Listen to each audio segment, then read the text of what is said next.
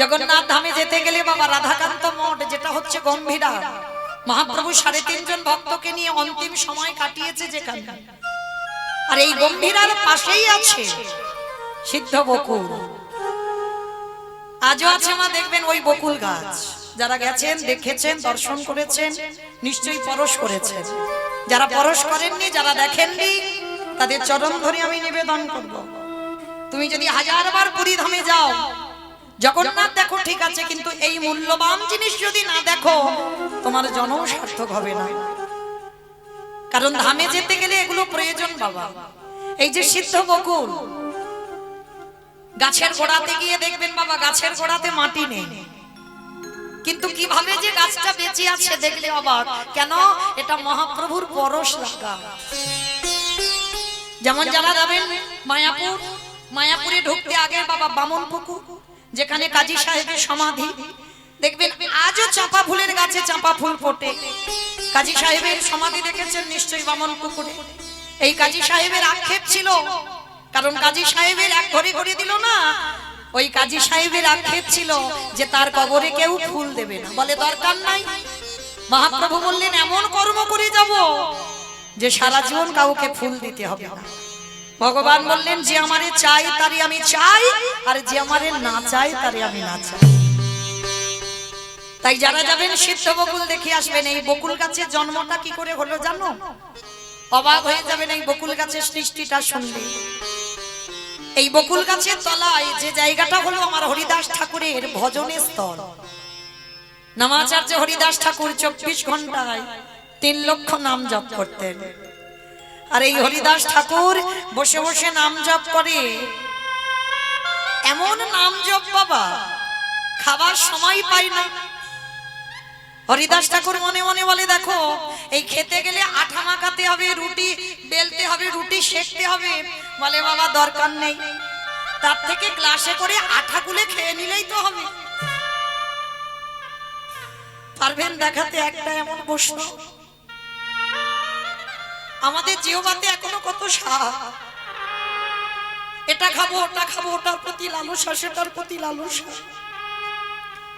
হরিদাস ঠাকুর মনে মনে ভাবলো, ওই আঠা মাখিয়ে রুটি বানাবো তো টাইম যাবে, ততক্ষণে আমার নাম জপ বন্ধ হয়ে যাবে, দরকার নেই। গ্লাসে করে আঠাটা গুলে খেয়ে নিত। একদিন আমার মহাপ্রভু এসে বলছে, হরিদাস প্রতিদিন নিজের খাবারের ভাবনা ভাবো না, তুমি আমাকে নাম শোনাতেই ব্যস্ত। শোনো, আজকে থেকে আমি তোমার খাবারের চিন্তা তোমার করতে হবে না, তোমার খাবারের চিন্তা আমি নিজে করে নেব। প্রভু তুমি তুমি হরি নাম করবে কখন, তুমি আমার খাবারের ব্যবস্থা করবে কখন? বললাম না যে আমারে চাই তারে আমি চাই। তুমি যদি আমার জন্য এতটুকু ভাবো, আর আমি তোমার খাবারের চিন্তা করতে পারবো না? ভগবান গীতা শ্লোকে রেখেছে বাবা, অনন্য চিন্তান্ত মামি যোজন পর্যপস্কতি তেষ্যানিত্যাভিযুক্তানাম যোগক্ষেয়ম বহম। ভক্ত অন্যান্য চিন্তা বাদ দিয়ে যদি শুধু গোবিন্দ চিন্তা করে, ভগবান বললেন যোগক্ষেয়ম বহম বহম, সেই ভক্তের বোঝা আমি ভগবান বয়ে ভক্তের দুয়ারে দিয়ে আসি। নিতাই গৌর প্রেমানন্দ। হরি বল, হরি বল, হরি বল। কিন্তু আমরা ভজন করতে জানি না, ভালোবাসতে জানি না, তাই তো কৃপা। হরিদাস ঠাকুর বললেন, বেশ প্রভু, তাহলে তুমি আমার আহারের ব্যবস্থা করো। হরিদাস ঠাকুর প্রতিদিন নাম জপে বসে থাকে, আর মহাপ্রভু গম্ভীরা থেকে অচল জগন্নাথ দর্শনে যায়। কারণ আমার মহাপ্রভু নিজেই তো সচল জগন্নাথ বাবা। সচল জগন্নাথ অচল জগন্নাথ দেখতে যায়, আর প্রত্যেকদিন প্রসাদী এনে হরিদাস ঠাকুরকে দেয়। হরিদাস ঠাকুরকে নিজের হাতে খাইয়ে দেয়। ভক্ত নাম শোনা। তো আজকের প্রভু গেছে সকাল সকাল, আর সকাল সকাল গিয়ে মহাপ্রভুর হাতে প্রসাদী স্বরূপে কি পড়েছে জানো? ওই জগন্নাথের একটা দাঁতন কাঠি। মানে জগন্নাথ প্রতিদিন দাঁত মাজতো ওই বকুল গাছের কাঠি নিয়ে। অনেকে আমরা নিম কাঠি নিয়ে বাবা দাঁতন করি না, আগেকার দিনে আমার বাবা ঠাকুররা দাদু ভাইরা করতো নিম কাঠি নিয়ে দাঁতন। আর জগন্নাথ বকুল গাছের কাঠি নিয়ে দাঁতন করত। আর সেই দাঁতন কাঠিটা আমার মহাপ্রভুর হাতে পড়েছে বাবা প্রসাদী সবই। মহাপ্রভু হাতে নিয়ে বলছে, হরিদাস আজকে তোমার জন্য ভালো কিছু প্রসাদ জোটেনি, তোমার জন্য জগন্নাথ এই একটা বকুল গাছের কাঠি দিল। যাক প্রসাদ তো, ওই বকুল গাছের কাঠিটা নিয়ে আমার প্রভু হরিদাস ঠাকুরের সম্মুখে গিয়ে হরিদাসকে বলছে, হরিদাস বলি ধরো ধরো তুমি প্রসাদ ধরো। এই যে প্রসাদে প্রসাদ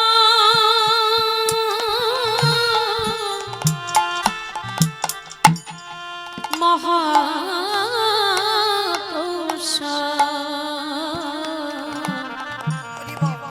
একেবারে ধরো ধরো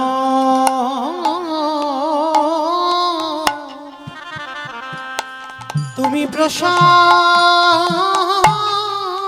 ধরো।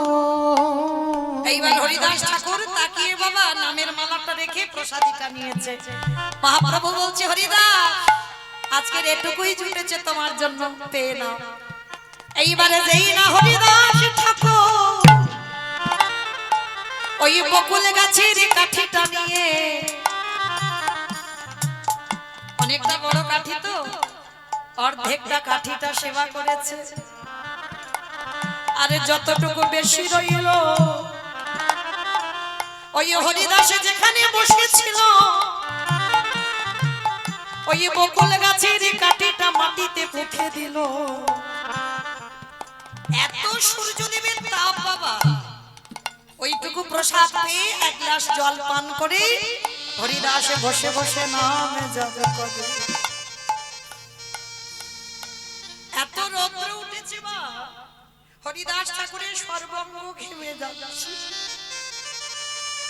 কিন্তু নাম জপ বন্ধ দিচ্ছে না, শরীর থেকে ঘাম ঝরে ঝরে মাটিতে পড়ছে, রোদে বসে আছে তো।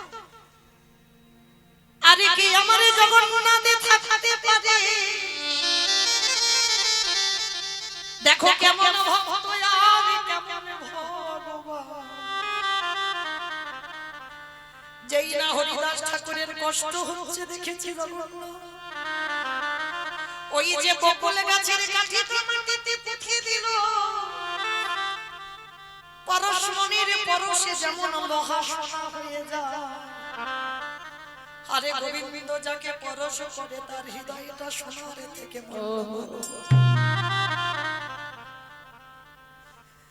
যেই না বকুল গাছটাকে পরশ করেছে আমার জগন্নাথ, ওই ভক্তের কষ্টের কথা ভেবে সঙ্গে সঙ্গে মা একটা বড় বকুল গাছের সৃষ্টি হয়ে গেল। আর এত ডালপালা চারিদিকে মানে ভর্তি হয়ে গেল, তার তলায় বসে আছে নামাচার্য হরিদাস ঠাকুর। মহাপ্রভু সকালবেলায় এসে দেখে না বাবা বকুল গাছের তলায় বসে আছে, দেখা মাত্র প্রভু আমার চমকে উঠেছে। হরিদাস এ কি গো, এই গাছটা আবার কোথা থেকে এনে এখানে পুঁতে দিলে? তাকিয়ে হরিদাস ঠাকুর দেখলো কি, প্রভু আমি তো এই গাছ পুঁতিনি, আমি পুঁতবো কেন? আমি তো বসে বসে নাম জপ করছিলাম, আমি জানি না গাছটাকে হলো কি করে, আর কে বা এখানে দিয়ে দিল। কি গো মাইরা, ভগবানের জানতে বাকি থাকে। ভগবান হেসে বলল, ভক্ত রে আজ তোর কথা ভেবে ওই মন্দিরের জগন্নাথ আর থাকতে পারলো না। আজ তোর কষ্টের কথা ভেবে ওই বকুল গাছের কাঠিটা থেকে এই বকুল গাছের একটা গাছের জন্ম দিল। আমি এই গাছটাকে পরশ করে কথা দিলাম, এই পৃথিবীর মাটিতে পৃথিবী যতদিন থাকবে এই গাছ ততদিন থাকবে। আর যদি কোনো ভক্ত এসে একেবারে বকুল গাছটাকে পরশ করে, তার কৃষ্ণ প্রেম ভক্তি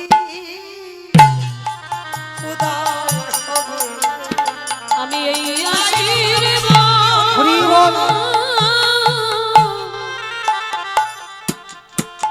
আমি এই আশীর্বাদ করে কৃষ্ণ প্রেম ভক্তি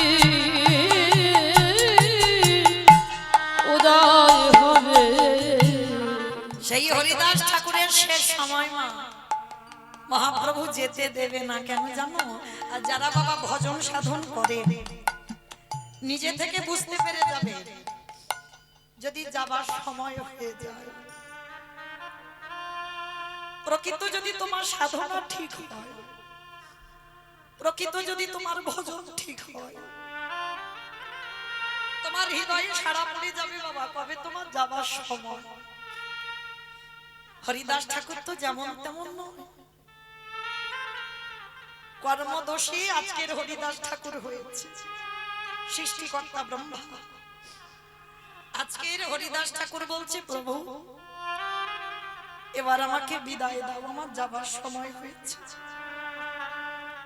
প্রভু বললেন হরিদাস তুমি যদি চলে যাও এই জগতে সবাই আমারে ভালোবাসে বটে, কিন্তু ওগো হরিদাস এই জগতে আমাকে অনেকে মন্ত্রে তন্ত্রে ডাকে বটে, কিন্তু তোমার মতো করে বলো বলো কে আমারে হরি।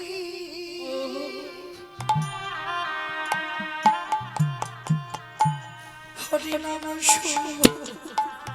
ওই নাম শুনতে বারো নিতাই গৌর হরি বল হরি বল হরি বল। ও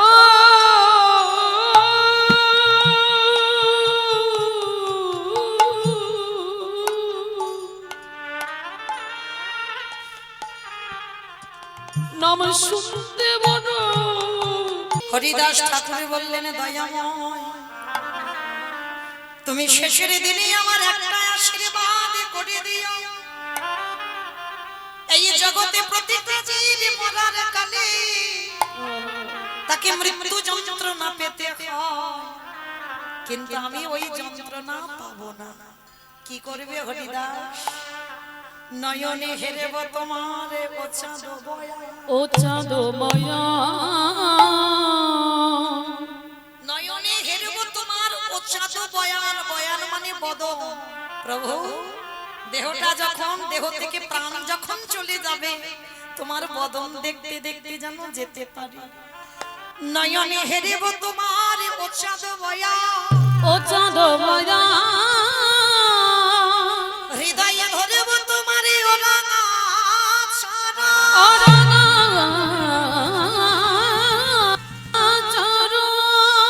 এই বদনে বলব তোমার মধুর নাম সংকীর্তন।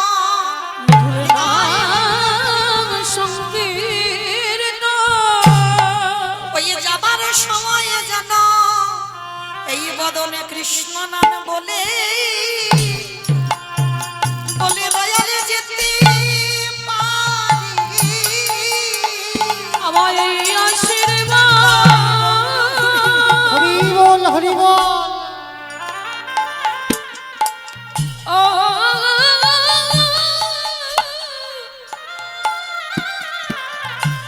আমায় করো দয়া। আমি কৃষ্ণ নামে নিয়ে জানো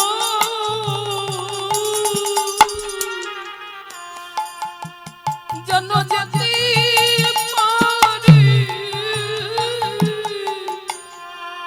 আমি আর তো কিছু দয়াময়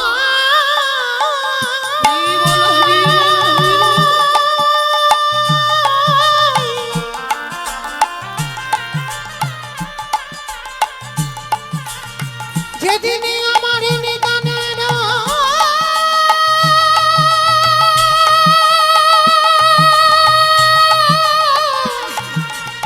সময় হবে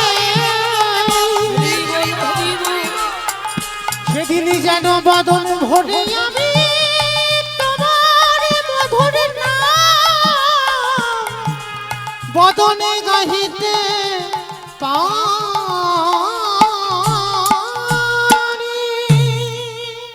ভগবান বললেন হরিদাস, যে জনে আমারে ডাকার মতো ডাকিতে পারে, যে জনে আমারে ভালোবাসার মতো বাসিতে পারে, আমি ভগবান হয়ে পৃথিবীর যে প্রান্তে থাকি না কেন, আমি ভক্তির ডাকি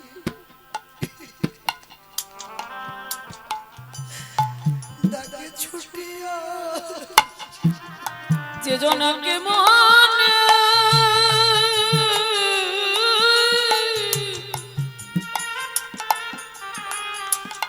আমায় ডাকার মতো ডাকিতে পারি, আমি যে তার দুয়ারে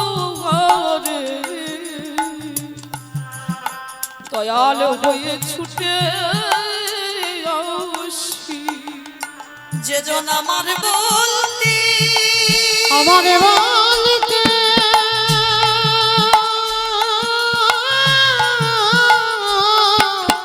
অনে ভক্ত হরি বল হরি বল হরি বল।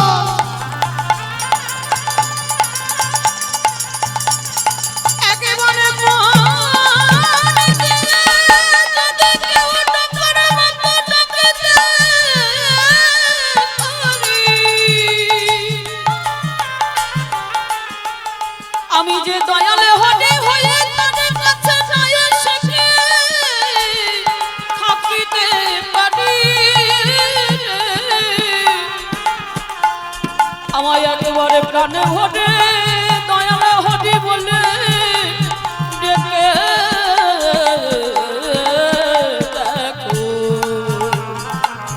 আমি তার দুগারে দয়াল দয়াল হয়ে ছুটে আসি। এই জগতে মা মনে রাখতে হবে, যদি ধন সম্পত্তি থাকে তো ধনী হওয়া যায় না। এ জগতে ধন সম্পত্তি থাকলে সে ধনী নয়, ধনী তো সেই হয় যে জন বাবা জগতে কৃষ্ণ প্রেম সম্পদ অর্জন করেছে। শুধু ধনে থাকিলে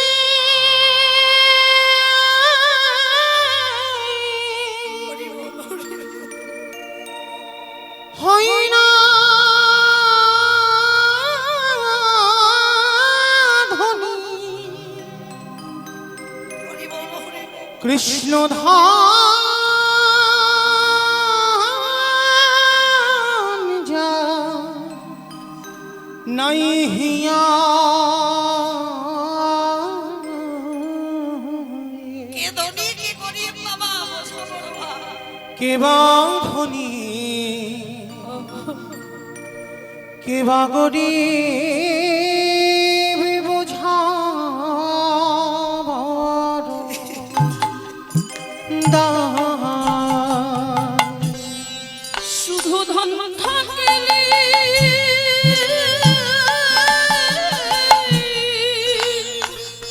হরি বল হয় না ধনী, কৃষ্ণ দান নই যে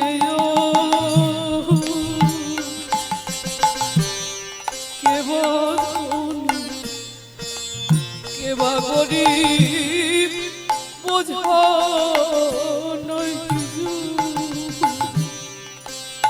কৃষ্ণ ধনে যা ভরা হৃদয়,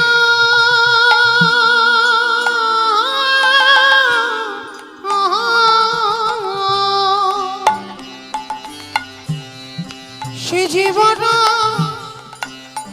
ধনী বানে হয়,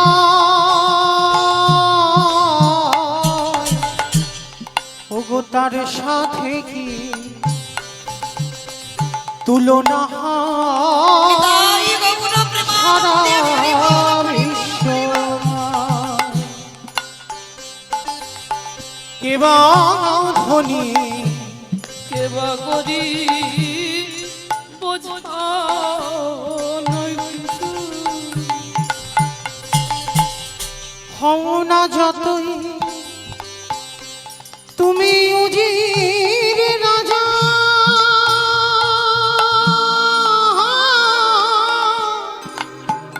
সবাইকে একই সাজা পেতে হবে মা, একই সাজা। ওই শ্মশানে ঘাটে তোমার কি সাজা, ও তুই বুঝবি সেদিন তোরে কেমন মজা, তারে দুনিয়া তোরে কে বা ধনী কে বা গরিব বোঝা নয় কিছু। তাই প্রেমানন্দে হরি বল, হরি বল, হরি বল। ভেসে ভেসে ওই প্রেমানন্দে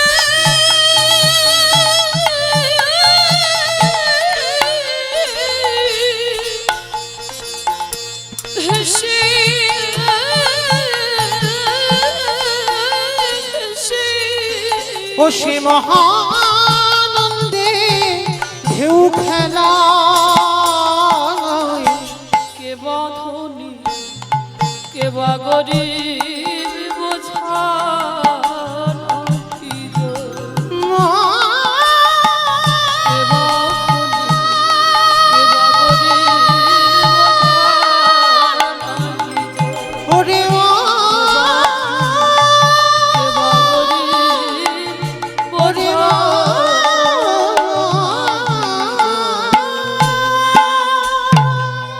ভগবানকে ভালো যদি বাসতে হয় মা, এইরকম ভালোবাসো। আমার আমিত্ব রেখে ভালোবাসলে হবে না, সমস্ত কিছু ত্যাগ করে আমার গৌর গোবিন্দ চরণে সমর্পণ করে দাও। যেটা করেছিল হরিদাস ঠাকুর, যার জন্য ভগবানের এত অহিত কি কৃপা।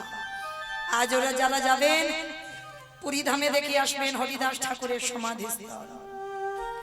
আজকে সেই চৈতন্য মহাপ্রভু নবদ্বীপের মাটিতে দাঁড়িয়ে তিনি শুধু একা তো নয়, ভক্তগণকে সঙ্গে নিয়ে কেহ বলি পুরবিতি রাবণ বধিলা, কেহ বলে পুনবিতি রাবণ বধিলা, কেহ বলি পুরবিতি।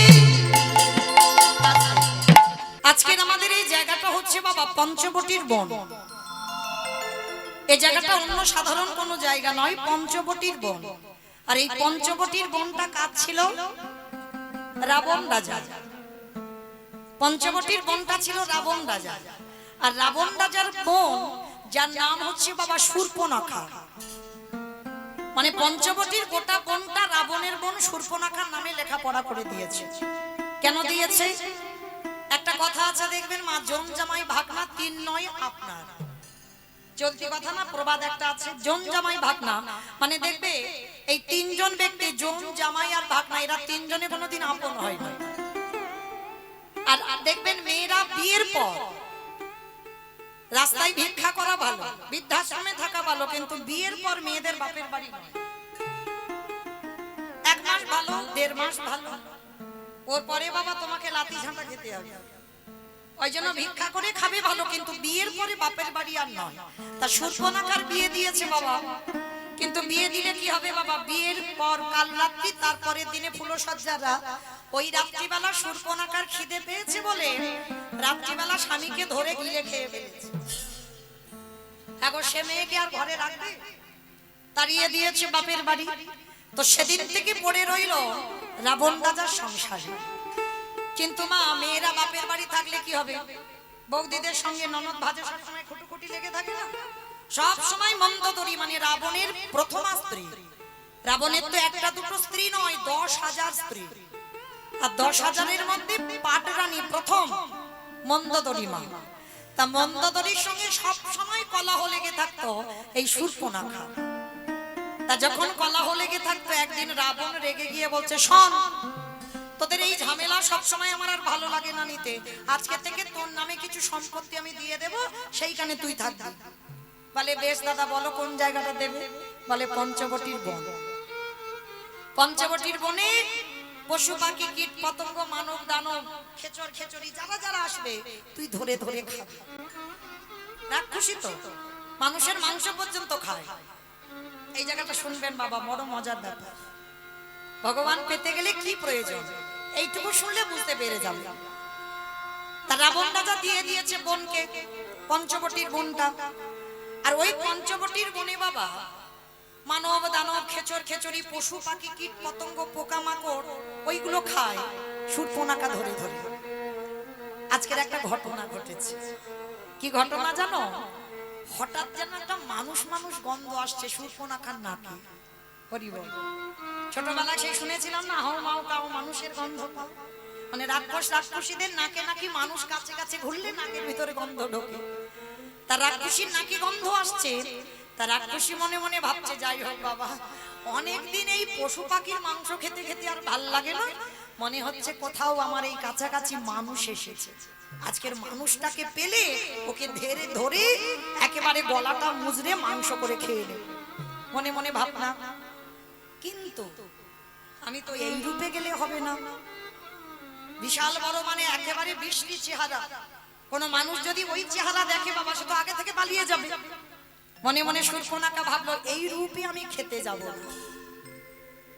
তা শূর্পণখার সঙ্গে সঙ্গে একটা রূপবতী নারী হয়েছে, মানে এমন রূপ ধরেছে বাবা, কোন পুরুষ যদি একবার ওই চোখে চোখ দেয় আর চোখ ফেরাতে পারবে, মানে রাক্ষসী আর কেউ জানবে না। সুন্দর রমণী রূপ ধরেছে। আর রমণী রূপটা ধরে যেখান থেকে মানুষ মানুষ গন্ধ আসছে সেই দিকে ধীরে ধীরে যাচ্ছে। আর যখনই ধীরে ধীরে যাচ্ছে না, পর বাবা দেখে না দুটো ছেলে বসে আছে। আর রাক্ষসীর পর একেবারে ওই দুজনের মধ্যে একজনের চরণের দিকে লক্ষ্য। রাক্ষসী তো সুন্দর নারী হয়েছে, নারী হয়ে একেবারে চরণ দুটো আগে দেখেছে, বদন পরে দেখবে। আর চরণ দুটো দর্শন করে আমার সে খাওয়া মাথায় উঠে গেছে। মনে মনে ভাবছে, বাবা বাবা, চরণ দুটো যদি এত সুন্দর হয়, না জানি তার বদনটা কত সুন্দর হবে। চরণ দুটো যদি এত সুন্দর হয়, না জানি বদন কেমন হবে। এটা নিয়ম বাবা, এখানেও তত্ত্ব লুকিয়ে আছে। যখনই আপনি মন্দিরে গিয়ে বিগ্রহ দর্শন করবেন, সাক্ষাতে কোনোদিন বদন দেখতে নেই ভগবানের। এটা গ্রন্থ বলছে। বদন দেখবার আগে সবার আগে ভগবানের চরণের দিকে তাকাতে হবে। আগে তোমাকে চরণ দুটো দেখতে হবে। চরণ দেখার পর ভগবানের কোটি দেশ দর্শন করতে হবে। আর কোটি দেশ দেখবার পর তারপরে তুমি লক্ষ্য দেবে ভগবানের নয়নে, তার আগে নয়। এটা নিয়ম। আমরা অনেকে জানি না বাবা, যার জন্য তো কীর্তন শোনা। একটা ছোট মানুষের কাছেও জানা যায়। তো যাই হোক, এইবার রাক্ষসী চরণ দুটো দেখেছে। চরণ দুটো দেখে মনে মনে ভাবছে, আহারে, এই পুরুষটাকে যদি আমি একটা রাত পেতাম, আমার নারী জনম ধন্য হতো। ওই পুরুষটার চরণ সেবা করে। একবারও কিন্তু বাবা ভোগ করার লালসা যাবে না। সেবা আলাদা আর ভোগ বিষয়টা আলাদা। এইটা সবার আগে বুঝতে হবে বাবা। নারী চরণ যেমন তেমন নয় বাবা, নারী চরণ সাধনা, নারী চরণ ভজনে। যদি কোনো পুরুষ মনে করে নারী ভোগের, ও সারা জীবন তার কাছে ভোগের হয়ে থাকে, কিন্তু নারী ভোগের নয় বাবা। নারী সাধনার বস্তু, নারী আরাধনার বস্তু, নারী ভজনের বস্তু। নারী হচ্ছে শক্তি। ভালো করে তাকিয়ে দেখেন, অসুরদের অত্যাচারে দেবতারা স্বর্গ ছাড়ে। যদি দশভুজা দুর্গা 10 হাতে যদি অসুরে নিধন না করতো, তাহলে দেবতারা যেত কোথায়? প্রতিটা নারী হচ্ছে শক্তি। নারীকে ভজন করতে হয়। যেমন করেছিল বাবা চণ্ডী ঠাকুর রামের চরণ ভজন, পেয়ে গেল গোবিন্দ চরণ। একটা নারীর চরণ ভজন করে, একটা নারীকে ভালোবেসে চণ্ডী ঠাকুর গোবিন্দ চরণ পেল। দেখেন জয়দেব গোস্বামী মা পদ্মাবতীর চরণ সেবা করে রাধা মাধবের কৃপা পেল। বিল্লমঙ্গল একজন বার বনিতা পতিতা নারীর চরণ সেবা করে, চিন্তামণির চরণ সেবা করে পেয়ে গেল গোবিন্দ চরণ। শ্রী শ্রী রামকৃষ্ণ পরমহংসদেব মা শারদার চরণ সেবা করত। ভোগ নয়, ভোগ আলাদা, সেবা আলাদা। এই বিষয়টা লক্ষ্য রাখতে হবে। বিবেকানন্দ ভগ্নী নিবেদিতার চরণ সেবা করলো, তাহলে নারী ভোগের নয়, নারী সাধনা। তা আজকে শূর্পণখা সুন্দর নারী সেজে ওই দুটো চরণ দেখে লালসা জাগলো, একটা রাত যদি আমি আমার করে পেতাম। এই যে মনে মনে যদি কিছু বাসনা করে বাবা, সেটাও তো তার কানে চলে যায়। ভগবান মনে মনে ভাবছে, আহারে রাক্ষস পুরীতে জন্ম নিয়েও আমার চরণ পাবার লালসা, কৃপা আমি করব। ওই যে আমারে চাই তারে আমি চাই, যে না চাই তারে আমি না চাই। তুমি যখন চেয়েছো আমি চাইব। এইবার লক্ষ্যটা পড়লো কোথায়? কোটি দেশ। কোটি দেশ থেকে নয়ন। আর যেই না নয়নে দিয়েছে, ওটা তো অন্য পুরুষ নয়, তিনি পদ্ম পলাশ লোচন হরি রঘুপতি রামচন্দ্র।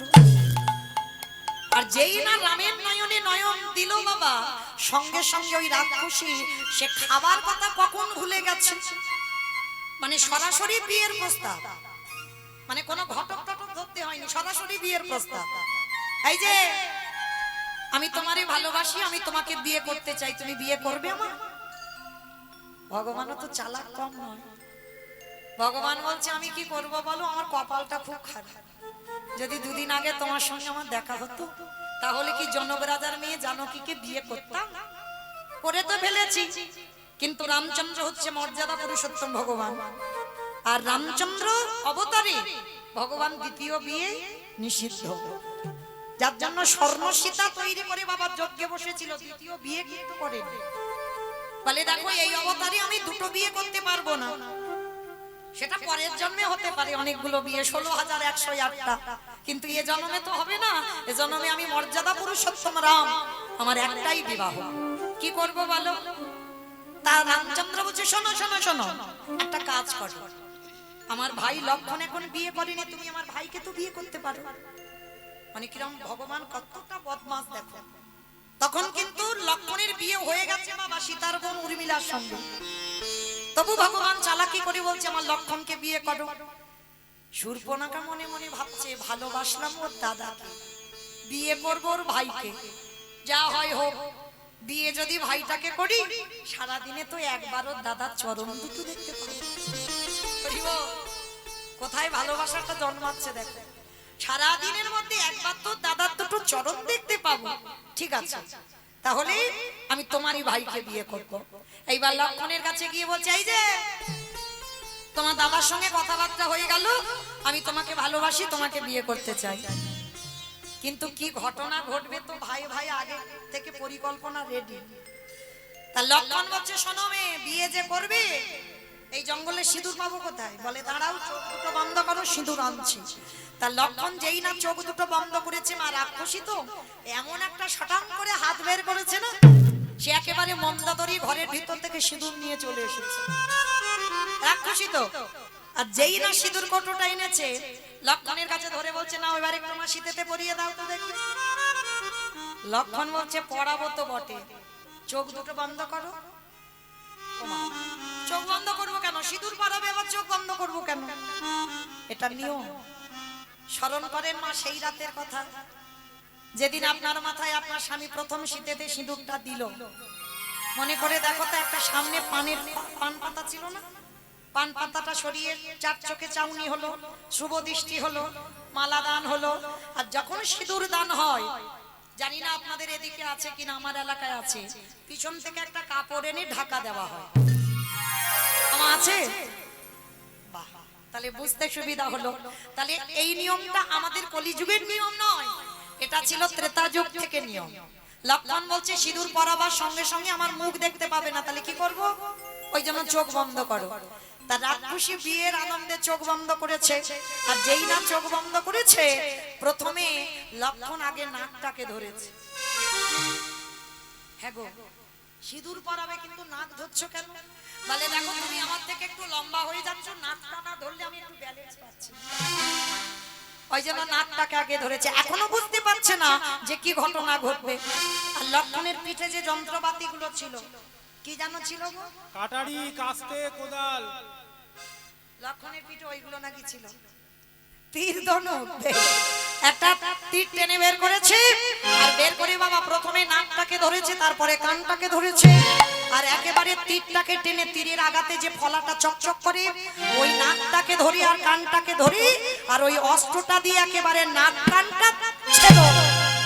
আর যেই না ছেদন করে দিল, রাক্ষসী চিৎকার করে নিজ রূপে ফিরে এসেছে, চিৎকার করে বলে উঠলেন, লক্ষণ, তোমার এত বড় শ্রদ্ধা, তুমি কিনা একটা নারীর নাক কানটা ছেদন করে দিলে। একটা নারী তার মনের কথা, তার ভালোবাসার কথা বলতেই পারে, তার জন্য তোমার সাহস হলো কি করে একটা নারীর তুমি নাক কানটা কেটে দিলে? তবে শোনো লক্ষণ, আমি তোমাকে ছেড়ে দেব না। এই যে নাক কানটা কেটে তুমি মাটিতে ফেলে দিলে না, এই নাক কানটা লীন হবে না, এই নাক কানটা পতিত হবে না, এই নাক কান থেকে জন্ম নেবে ভাঁড়ের জন্ম। এই যে ঠান্ডার সময় মা খেজুর গাছে ভাঁড়গুলো বাঁধা হয় না, ওই ভাঁড়ের জন্ম হলো ওই শূর্পণখার নাক কান দিয়ে। আর বলল, শোনো, এই যে ভাঁড়ের জন্ম হলো আমার দাদা রাবণ রাজা কুম্ভকর্ণ, এর পরের বারে আসবে আমার ওই দাদা হয়ে। কথা দিলাম, এই যে কলসিটা পড়ে আছে না নাক কান দিয়ে, আমার দাদা যেদিন ওই কলসিতে করে ভাঁড়ে করে মদ খাবে, কথা দিলাম আজ আমার যেমন নাক কানটা কেটে দিলে, সেদিন আমার দাদার হাতে তোমারও এইভাবে রক্ত ঝরবে ঝরবে ঝরবে। মিলিয়ে নেন, কলিযুগে হলো জগাই মাধায়। সেই যে জগাই মাধাই তো বোতলে করে খাইনি বাবা, কলিযুগে ছেলেরা বোতলে খায়, আর জগাই মাধাই বোতল নয় ভাঁড়ে করে খায়। 24 ঘন্টায় 80 ভাঁড়।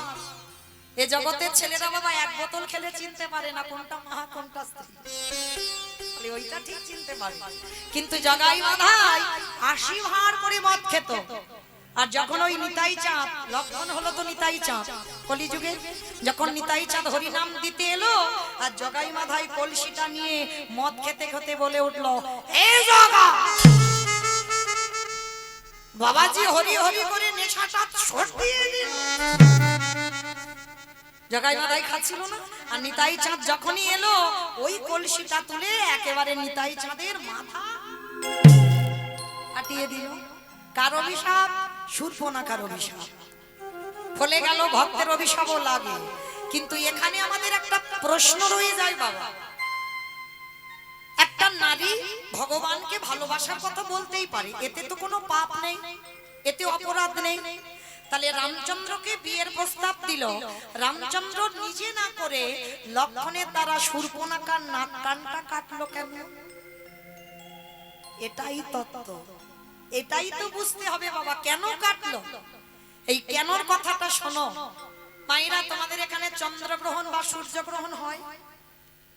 বাহ, আচ্ছা, গ্রহণ লাগলে অন্যের হাড়িতে অন্ন থাকলে পান ফেলে দেয়, ফেলে দেয়। জলের কলসিতে জল থাকলে ফেলে দেয়, ফেলে দেন। আলমারিতে টাকা থাকলে ওটাও ফেলে দেয়, হ্যাঁ ফেলে দেয়। ওটি বল, ওইটিতে গ্রহণ লাগে না বাবা। অন্যের হাড়িতে লাগলো, জলের কলসিতে লাগলো, আর বলে আলমারিতে কিছুতে লাগবে না। যদি গ্রহণ লাগার আগে একটা তুলসী পত্র তুলে রেখে দেওয়া যায়, প্রত্যেকটা জায়গায় যদি একটা তুলসী পত্র রেখে দেওয়া যায়, তাহলে বাবা গ্রহণ ছুঁতেও পারে না। আমার এখানে হঠাৎ গ্রহণের কথা কেন এলো? প্রথমে বলে নিয়েছি বাবা, কীর্তন নারকেল, এইটা খেয়াল রেখে কীর্তন শুনবেন। তাহলে এই গ্রহণের কথা কেন এলো? তার একটাই কারণ, গ্রহণ লাগার আগে তুলসী দিলে তাতে গ্রহণ লাগতে পারে না। ঠিক তদ্রূপ ওই যে শূর্পণখা রামচন্দ্রের চরণ দুটো দেখে প্রথম বলেছিল, একটা রাত যদি আমি আমার করে পাই। ভগবান তখনই তো গ্রহণ করে নিয়েছে, শূর্পণখা আমার হবে। কিন্তু এই পুরুষোত্তম রামচন্দ্র অবতারে আমি দ্বিতীয় বিয়ে করতে পারবো না। তাহলে দ্বিতীয় বিয়ে যখন করতে পারবো না, তাহলে ততদিনে যদি ওকে কেউ গ্রহণ করে নেয়, তাই এমন একটা কায়দা করতে হবে যেন কোনো পুরুষ ওকে ছুঁতে না পারে, পছন্দ না করে। তার জন্য লক্ষণের দ্বারা নাক কানটা কেটে দুটো জায়গায় তুলসী দিয়ে রাখলো। কেন? কোন পুরুষ যেন ওই নারীটার দিকে নজর দিতে না পারেনি। তাই গৌর হরি বল, হরি বল, হরি বল। কি গো মায়েরা, যদি কারোর দেখা শোনায় যায়, যদি বাবা তার নাক কাটা হয়, নাক অর্ধেক নেই, একটা কান নেই, কোন পুরুষ সুশ্রী দেখতে সে পছন্দ করবে? প্রথম ভাই গিয়ে বলবে বাবা ওর তো নাক নেই, কান নেই, বাবা চল ঘরে চল। ভগবান বুকিং করে রেখে দিল শূর্পণখা যেন জীবনে কোনো পুরুষের না হয়, ও যেন যতদিন বাঁচবে ও যেন আমার হয়ে থাকে। ওই শূর্পণখা পরের জন্মে হলো কুবজা। মিলিয়ে নেবেন, কুবজা হয়ে পিঠে একটা বড় কুঁজ দিল, কুঁজি হলো। কেন কুঁজি হলো? ভগবান হিসাব করে রেখে দিয়েছে আমাকে বৃন্দাবনে 11 বছর কাটাতে হবে, আর ওই 11 বছরের মধ্যে যদি আমার কুবজাকে কেউ বুকিং করে নেয়, আর কুঁজি হলে কেউ তো ওর দিকে তাকাবে না, ওই জন্য পিঠে কুঁজ দিয়ে রাখলো। আমি যতদিন না মথুরায় যাই, যতদিন না আমার পরশ পাই, ততদিন ও যেন কুঁজি হয়। আর আমার পরশ যেদিন পাবে সেই দিন ও রূপবতী নারী হবে। হরি বল। কুবজার কাছে গেল, পরশ পেল, রূপবতী নারী হলো। আর এই কুবজার ঘরে ভগবান একটা নয়, দুটো নয়, তিনটে নয়, 12 বছর রাত কাটালো। এক যুগ চরণ দুটো দেখে শূর্পণখা একটা রাত চেয়েছিল, আর একটা রাতের বিনিময়ে ভগবান 12টা বৎসর পরের জন্মে কুবজার ঘরে কাটালো। আর সেই কুবজা কলিযুগে হলো কে? যেটা একটু আগে বললাম, মহাপ্রভুর অন্তিম সময় ছিল জগন্নাথ ধাম, পুরী ধাম, গম্ভীরা। আর ওই গম্ভীরা ওই জায়গাটা হলো কাশীনাথ মিশ্র।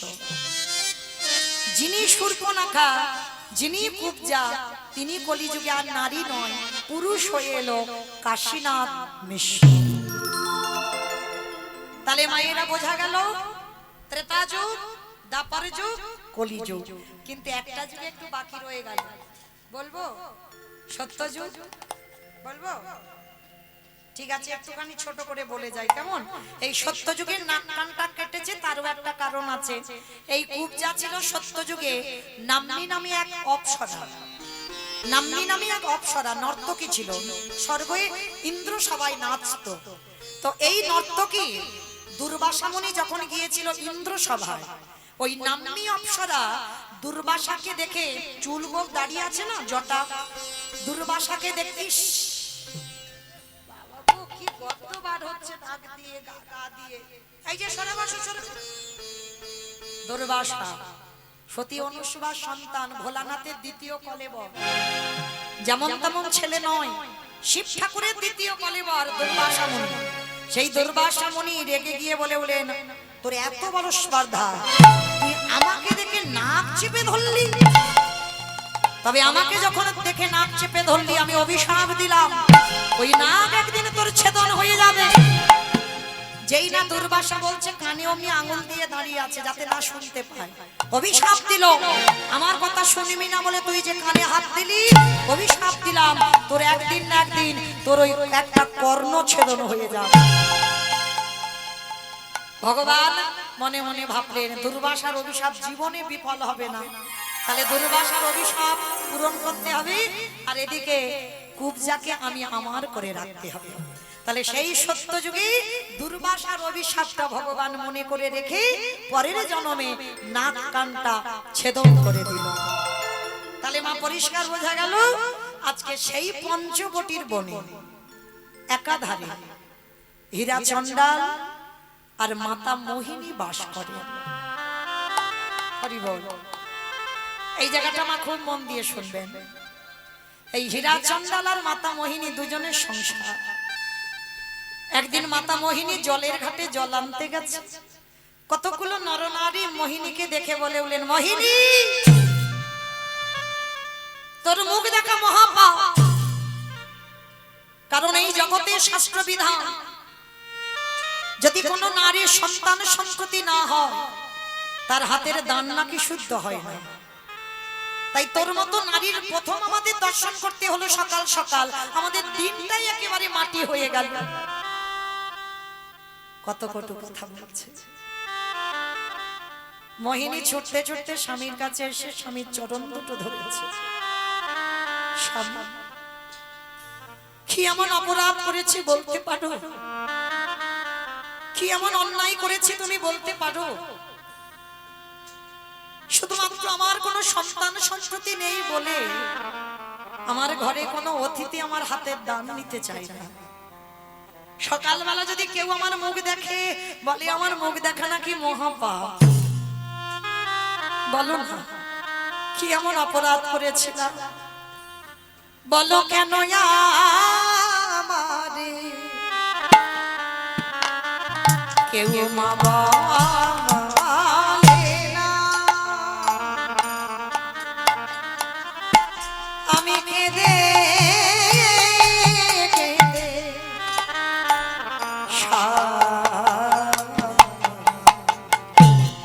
ওগো ধন রাতিনু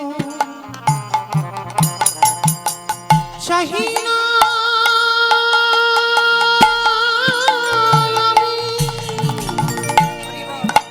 তুমি কৃপা করো আমারে। আজকের মাতা মোহিনী কাঁদছে, হীরা চন্ডাল বলছে মোহিনী কেঁদো না, শুধু ভগবানকে ডাকার মতো ডেকে যাও। সময় যখন হবে ফলের আশা করো না। আর একটা কথা তুমি ভুলে যাচ্ছ, তুমি তো আমার বউ নয়, তুমি তো আমার স্ত্রী নও, তুমি আমার সহধর্মিণী। মায়েরা এখানে আমরা বউ সবাই হতে পারবো, স্ত্রী সবাই হতে পারবো, সহধর্মিণী কিন্তু এখানে সবাই নয়। এতগুলো নারীর মধ্যে বাবা একটা মিলবে কি তা সন্দেহ। সহধর্মিণী তো তাকেই বলবে যে স্বামীর ধর্মের কাজে সাহায্য করবে। নেশাগ্রস্ত মাতাল জুয়া খেলে, তাস খেলে, কোনোদিন একাদশী করে না, হরি বাসরে যায় না, সাধু সঙ্গ করে না, গুরুচরণ আশ্রয় করে না। যদি তুমি সেই ঘরের ঘরণী হও, তুমি তোমার স্বামীর চরণটা ধরে কৃষ্ণ ভজনে ঠেলে দাও। যদি তোমার চরিত্র এমন হয় কাউকে বলতে হবে না, তুমি নিজে থেকে জানবে তুমি হয়েছো সহধর্মিণী। মোহিনী বলল ঠিক আছে স্বামী, তুমি যখন বলছো আমি জীবনে কোনোদিন আর কিছু চাইবো না, চলো। এইভাবে দিন চলে যায়, কিন্তু মোহিনীর চোখের জল ভগবানের চরণে পৌঁছে গেল। ভগবান কিছু বুঝতে না দিয়ে মোহিনীর কোল আলো করে কাউকে পাঠিয়েছে। নারী জাতি তো অনুভব করতে পেরেছে, যখনই অনুভব করতে পেরেছে তিনি মা হবেন, সঙ্গে সঙ্গে বাবা যারা দ্বিচারিণী কলঙ্কিনী যারা বলতো তোর মুখ দেখা মহাপাপ, মোহিনী তাদের কাছে গিয়ে বলছে কিরে তোরা তো খুব বলতিস আমার মুখ দেখা নাকি মহাপাপ, দেখলি তো আমি কেমন অসাধ্যকে সাধন করেছি। ভগবান বাধ্য হয়েছে আমার কোল আলো করে কাউকে পাঠাতে। অহংকার সবকিছু সহ্য করে বাবা, ভগবান দুটো বস্তু সইতে না। এক হলো কোনো ভক্তের অহংকার, এক হলো কোনো ভক্তের চোখের জল। এই দুটো বস্তু আমার ভগবান সহ্য করতে পারে না। যেই না আজকের মাতা মোহিনীর অহংকার এসে গেল, ভগবান দৈববাণী করল, মোহিনী সন্তান গর্ভে ধরেছ, তুমি তো সন্তান এখন পৃথিবীর আলো দেখাতে পারোনি, তার আগে তোমার এত গর্ব, তার আগে তোমার এত অহংকার, আমি তোমাকে অভিশাপ দিয়ে রাখলাম। যে সন্তান তুমি গর্ভে ধারণ করলে, এই সন্তান তোমার আশীর্বাদে আমি দিয়েছিলাম, কৃপা করে দিয়েছিলাম, তোমার চোখের জল সইতে না পেরে, কিন্তু তোমার এত যখন অহংকার এসেছে আমি অভিশাপ দিয়ে রাখলাম। এই সন্তান পৃথিবীতে আসবে, এই সন্তান পৃথিবীর আলো দেখবে, বাতাস পাবে, কিন্তু এই সন্তানের কোনোদিন তুমি মুখ দর্শন করতে পারবে না, পারবে না, পারবে না। দেখবেন মা কত নারী সন্তান জন্ম দিতে গিয়ে প্রাণ হারায়। মনে রাখবে মা এগুলো কর্মফল নয়, মা নিজে প্রাণ দেয় নয়, গর্ভের সন্তান জন্মেই প্রাণ হারায়, শুধুমাত্র কর্মফল ভোগ করতে হবে। আজকের মাতা মোহিনী কথাটা বিশ্বাস করলো না। কে তুমি? কারণ অহংকার মঞ্চে বসেছে তো। আর যারা অহংকার মঞ্চে বসে থাকে বাবা, তারা নিজেরা যেটা মনে করে সেটা ঠিক। অহংকার ব্যক্তিরা জীবনে বাবা অন্যের কথা ভাবে না, কোনোদিন ভাবে না। ওই জন্য অহংকার ব্যক্তিদের জন্য আমার ভগবান পতনের ব্যবস্থা করে রাখে। বলে না, দিয়ে ধন বুঝে মন হরে নিতে কতক্ষণ। ওই জন্য মা সাবধান, কেউ যেন অভিমান মঞ্চ অহংকার মঞ্চে বসবে না। ভগবান ওই অহংকার মঞ্চ থেকে মাটিতে ধুলো করে দেবে তোমার। মোহিনীর আজকে দশা ঠিক এইরকমই হলো। ভগবান দৈববাণী করলো, ভগবানের কথাও শুনলো না। ভগবান মনে মনে ভাবলো, দেখবো মোহিনী এবার তুমি কি করো। 3 দিন হয়ে গেল গর্ভবতী মা, কিছু খেতে পাচ্ছে না। মানে সংসারে এত অভাব, হীরা চন্দালি ভিক্ষায় যাচ্ছে, কিছু খাবারই জুটছে না। 3 দিন উপবাস, 10 মাস 10 দিনের গর্ভবতী মা। মোহিনী স্বামীর চরণ দুটো ধরে বলছে, স্বামী বড্ড খিদে পেয়েছে, যাও না আমার জন্য কিছু খাবার এনে দাও, বড্ড খিদে পেয়েছে। মোহিনী, তুমি ভালো আছো তো? হ্যাঁ গো স্বামী, আমি ভালো আছি, আমার একটু খাবার এনে দাও। বেশ, তুমি থাকো ঘরে, আমি এক্ষুনি যাচ্ছি গ্রামে। হীরা চন্দাল বেরিয়ে পড়ল স্ত্রীর বদনে একটু খাবার দেবে বলে। যেই হীরা চন্দাল বেরিয়েছে, ভগবান ডাক দিল, পবন দে, বরুণ দে, ইন্দ্র দে, যাও তোমরা এমন করে ঝড় বৃষ্টি তোলো যেন হীরা চন্দাল আর ঘরে ফিরতে না পারে। সঙ্গে সঙ্গে বাবা পরিষ্কার আকাশ ছিল মেঘাচ্ছন্ন, চারিদিকে মোহর মোহর বর্ষণকাল, চারিদিকে ঝড় বৃষ্টি। এত ঝড় বৃষ্টি, হীরা চন্দাল ভিক্ষা পেল কিন্তু বাড়িতে আসতে পারছে না। আর সেই দিন মাতা মোহিনীর প্রসব যন্ত্রণা শুরু হলো। বিশ্ব ব্রহ্মাণ্ডে যা যা কিছু ঘটে মা, সবই তার চিত্রপটে, তার ইচ্ছাতে ঘটে, কোনো মানুষের ইচ্ছাতে নয়।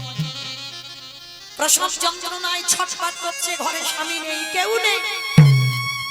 আর ওই ছটফট করতে করতে মাতা মোহিনীর কোল আলো করে একটা ফুটফুটে কন্যা সন্তান জন্ম দিল। কিন্তু জন্ম দিয়ে ভগবানের অভিশাপ মতো মৃত্যু হয়ে গেল মাতা মোহিনী। পাশে পড়ে আছে ছোট্ট একটা মেয়ে। আর যেই না মেয়েটার জন্ম হলো, ঝড় বৃষ্টি থেমে গেল। হীরা চন্দাল অবাক, এত ঝড় বৃষ্টি বজ্রপাত সঙ্গে সঙ্গে থেমে গেল, বুঝতে পারলো না ভগবানের ইশারা। এটা বাস্তব বাবা, ভগবানের ইশারা কলির মানুষ বোঝে না, কিন্তু যারা জ্ঞানী ভক্ত তারা ভগবানের ইঙ্গিত ঠিক বুঝতে পারে। আজকে হীরা চন্দাল স্ত্রীর বদনে দেবে বলে খাবারটা নিয়ে ছুটতে ছুটতে এসে তালপাতার কুড়ে ঘর, দরজা ধাক্কা দিচ্ছে, মোহিনী, মোহিনী, ঘুমালে? হ্যাঁ গো, দেখো তুমি খাবার কথা বলেছো না, দেখো আজকের আমি তোমার জন্য কত খাবার রেখেছি, তুমি খাবে না? তুমি তো বলেছো খাবে আমার হাত। তুমি দরজা খুলছো না কেন মোহিনী? কে দরজা খুলবে মা? যে দরজা খুলবে সে তো পৃথিবীতে নেই। তালপাতার দরজা ঠেলা দিল, খুলে গেল। গিয়ে দেখে না মোহিনী অচৈতন্য, পাশে একটা ছোট্ট কন্যা সন্তান খেলা করে যাচ্ছে। হীরা চন্দাল স্ত্রীর কাছে না গিয়ে, কোনোদিন তো বাবা বলা সম্পদ দেখেনি, ছুটে গিয়ে মেয়েটাকে কোলে করে তুলে নিয়েছে। মোহিনী, ও মোহিনী, তুমি বলেছিলে না তোমার মতো একটা কন্যা সন্তান হোক, তুমি চেয়েছিলে তো, দেখো আমাদের অবর্তমানে যে আমার রঘুপতির সেবা করবে তাকে তো তুমি জন্ম দিয়েছ। দেখো একবার হাজারো কথা বলে যাচ্ছে, মোহিনী সারা নেই।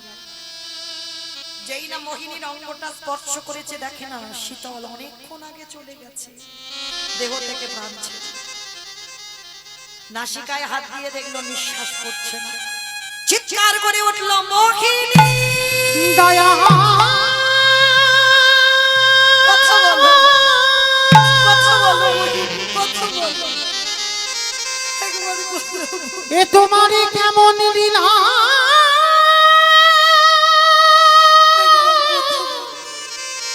কেমন খেলা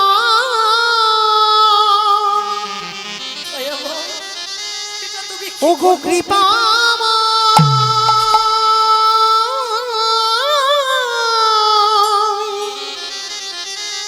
ওগো দয়া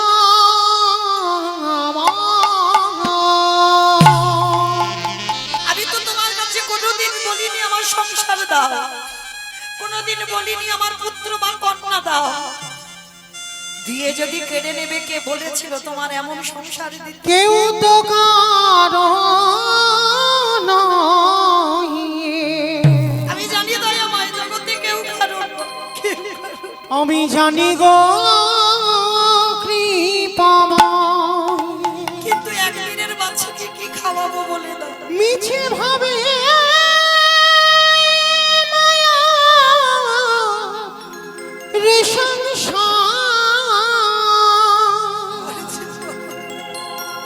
দিন তো ফুরাবে আধারে নামিবে, কে তোমারে আপন হবে ওগো দয়া, কে তোমারে আপন হবে। বাঁকা শ্যাম শ্যাম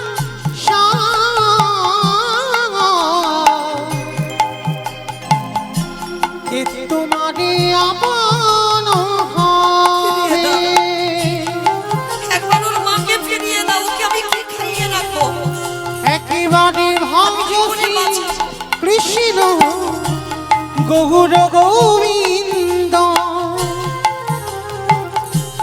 কৃষ্ণ নাম করসা, এই ভব সায়নে আকুল পাথারে তুমি ছাড়া কে আছে আমার?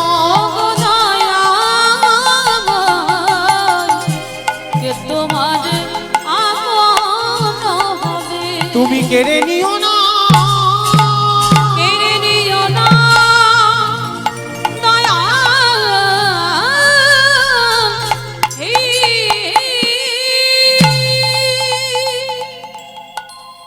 মনে রাখবেন একটা কথা, মা জন্ম দিয়ে যদি কোনো মায়ের কোনো সন্তানের বাবা মারা যায়, মা কিন্তু বাঁচাতে পারে।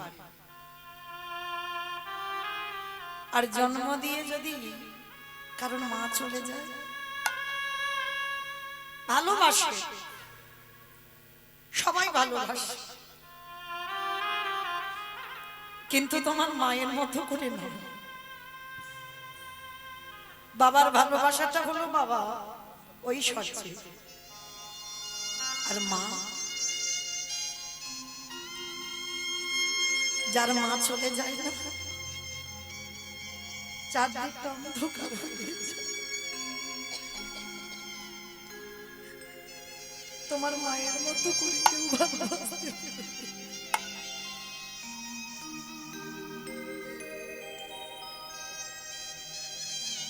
এই মা ডাকটাই এমনই একটা ডাক বাবা, ভগবান এমন একটা সুধা দিয়েছে মা নামে। মা নামে সুধা ঝরে, মা নামে সুধা ধরে, মা বড় সুধার সমান, ডাকলে জুড়াই আইসে খোদা। মা উচ্চারণ করলেই হৃদয়টা দেখবে দুলে ওঠে, যদি সত্যি তোমার মাতৃত্ব থাকে। তবে বাবা সন্তান জন্ম দিলেই কিন্তু মা নয়, এটা খেয়াল রাখতে হবে।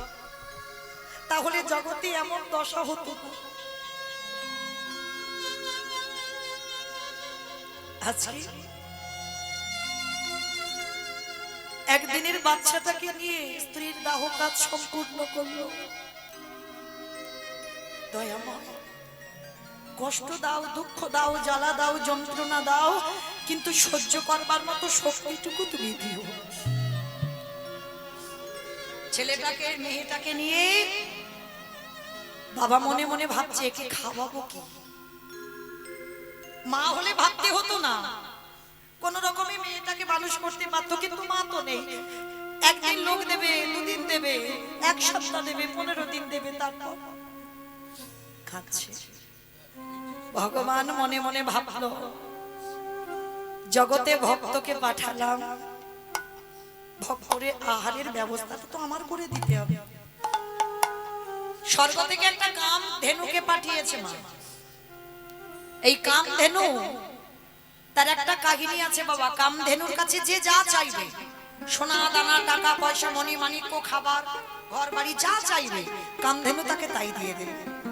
স্বর্গ থেকে ভগবান হীরাচন্দালের ঘরের কাছে কামধেনুটাকে পাঠিয়েছে। আর কামধেনুর কাছে গিয়ে হীরাচন্দাল একটা পাত্র নিয়ে গাভীটার কাছে বলছে, গাভী, আমার একটা কন্যা সন্তান আছে, একটু দুগ্ধ দিবি। যেই না বাটিটা রেখেছে বাবা, দুগ্ধ দহন করতে হলো না, আপনি থেকে বাটিটা ভরে গেল। প্রতিদিন টাইমে গাভীটা আসে আর দুধ দেয় আর চলে যায়। সবই তো ভগবানের ইশারা। টাইমে দুধ দেয় আর চলে যায়, মানে একটা মা যেমন সন্তানকে মানুষ করে, ওই কামধেনুটা এসে ঠিক ওই রকম করে দুধ দিয়ে চলে যায়। ভগবান মনে মনে চিন্তা করলো, দেখি দ্বিতীয়বারে তো পরীক্ষা নিতে হবে, ঘষে মেজে নেবে না ভক্ত কেমন। এই জগৎ সংসারে মনে রাখবেন মা, যারা লক্ষ্মী, কালী, দুর্গা, সরস্বতী ভক্ত তারা পার আছে, কিন্তু যারা কৃষ্ণ ভক্ত, যে করে আমার আশ তারে করি সর্বনাশ।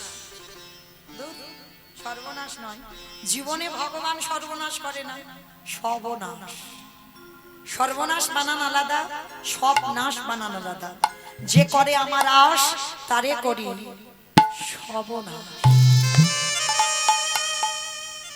কি নাশের কথা বললো? আত্মীয় পরিজন, বন্ধু বান্ধব,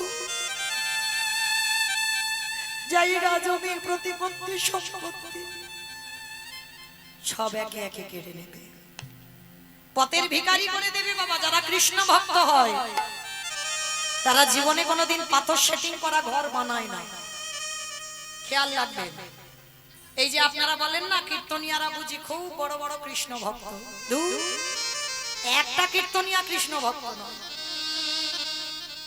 সব দেখে এসো বাবা, বড় বড় তালা তৈরি করেছে, 1 তালা, 2 তালা, 3 তালা, 4 তালা, পাথর সেটিং করা ঘর।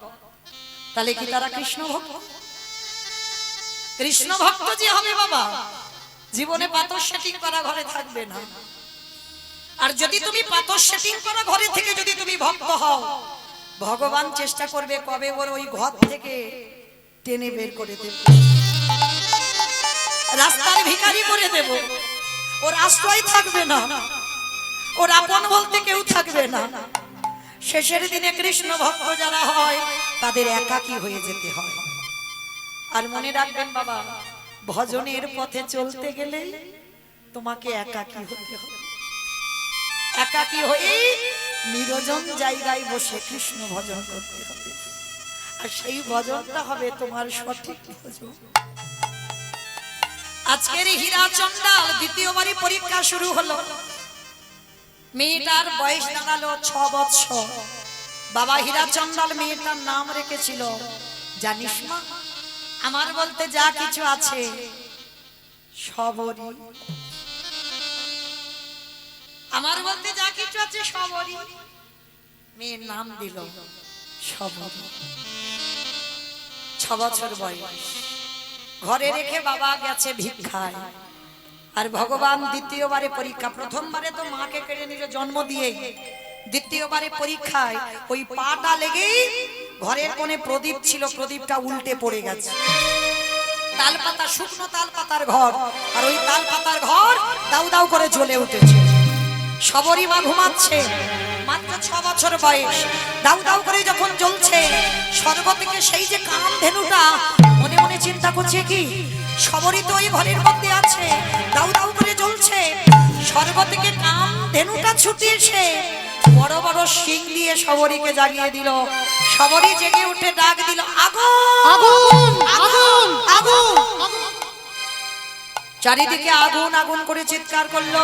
গাভীটা বের করে নিল শবরীকে, আর ওই পুড়ে ঘরটা পুড়ে ছাই হয়ে গেল।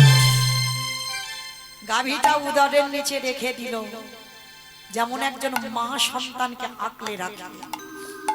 হীরা চন্দাল ভিক্ষা করে ঘরে ফিরছে, মনের আনন্দে। মা আজকের মা নেই, মা হারা, মেয়েটাকে খাওয়াবে, নিজে খাবে। ওগো ভগবান তুমি এখনো কেন গো নীরব হয়েছ? তোমার সৃষ্টি তোমার বিধান মানে না ওগো তোমার সৃষ্টি তোমার বিধান মানে না কেহ আর।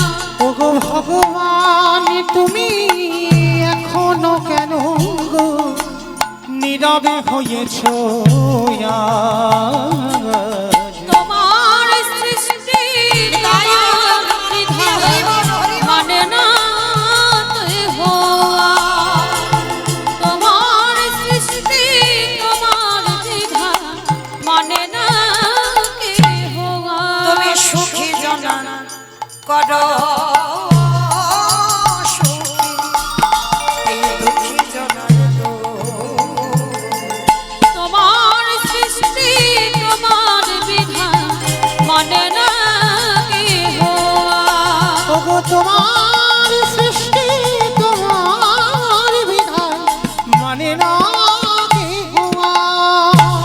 যেই না হীরা চান্দাল পুড়ে ঘরে দরজায় এসেছে, এসে দেখলো মা ঘর পুড়ে ছাই হয়ে গেছে। হীরা চান্দাল চিৎকার করলো, শবরী সবরি রে। ও, প্রথমে তুমি আমার স্ত্রী কেড়ে নিয়েছো, তারপরে তুমি আমার ঘর কেড়ে নিয়েছো, তারপরে তুমি আমার কন্যাটাকেও কেড়ে নিলে। বেশ, এবার আমার পালা তো, আমি আসছি তোমার কাছে। হীরা চন্দাল সরুজ নদীর জলে ঝাঁপ দিতে যাবে, পিছন থেকে শবরী মা ডাক দিল, বাবা। পিছনে তাকিয়ে দেখলো গাভীর উদরের নিচে বসে আছে শবরী মা। মা, তোর কিছু হয়নি? হবে কেন? রাখে হরি মানে কি? মারে হরি রাখে কি?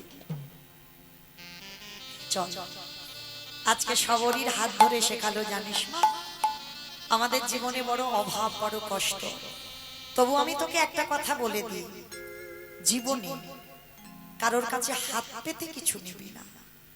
কেউ যদি কিছু দেয়, চেষ্টা করবি তার দ্বিগুণ দিতে।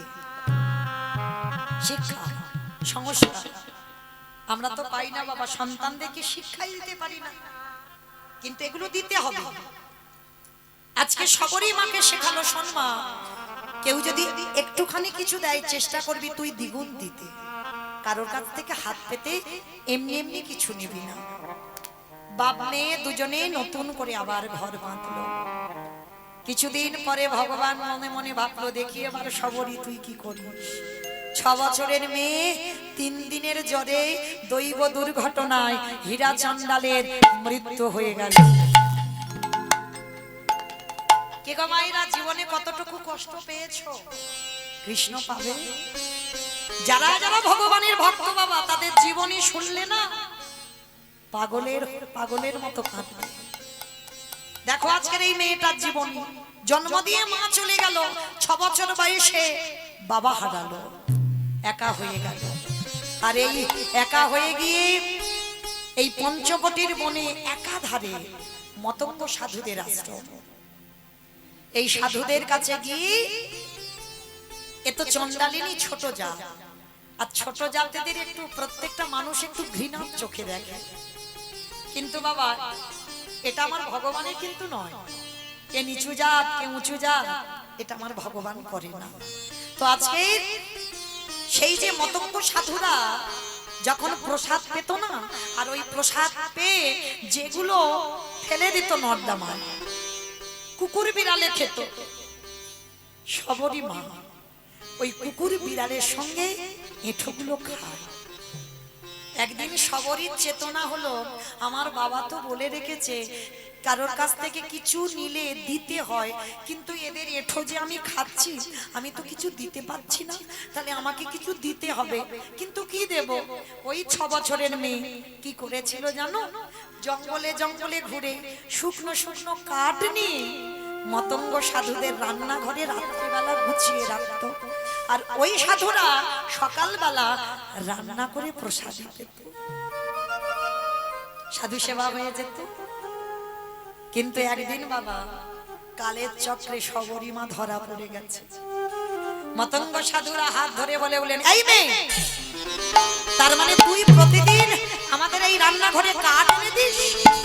কে তুই? নাম কি? থাকিস কোথায়? বাড়ি কোথায়? বাবা মাকে? সবরী বলল, আমি সবর। ও তুই সেই ছোট জাতের মেয়ে না? তুই সেই নিজ জাতি, তোর বাবা চন্ডাল? সবরই বলেন, আচ্ছা তোমরা বারবার আমাকে ছোট জাত কেন বলো গো? আমার ভগবান তো জীবনে ছোট জাত করেনি। ভগবান বলেছে মুচি হয়ে শুচি হয় যদি কৃষ্ণ ভজে, শুচি হয়ে মুচি হয় যদি কৃষ্ণ তবে। তাহলে তোমাদের এত জাত বিচার কিসের গো? তোমরা বারবার আমাকে ছোট জাত বলো। এই মেয়ে, এইটুকু মেয়ের মুখ থেকে আমরা শিক্ষা পাবো? দেখাচ্ছি মজা দাঁড়া।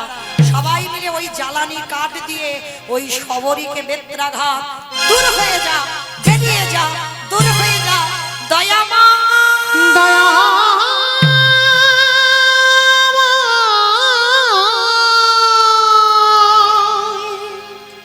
এত মারা মেরেছে না, মেয়েটার সর্ব শরীর থেকে রক্ত ঝরে ঝরে পড়ছে।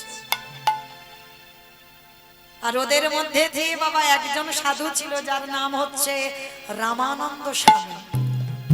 এই রামানন্দ স্বামী হচ্ছে সবরী মার দীক্ষা গুরু। সবরীকে বুকে জড়িয়ে ধরেছে।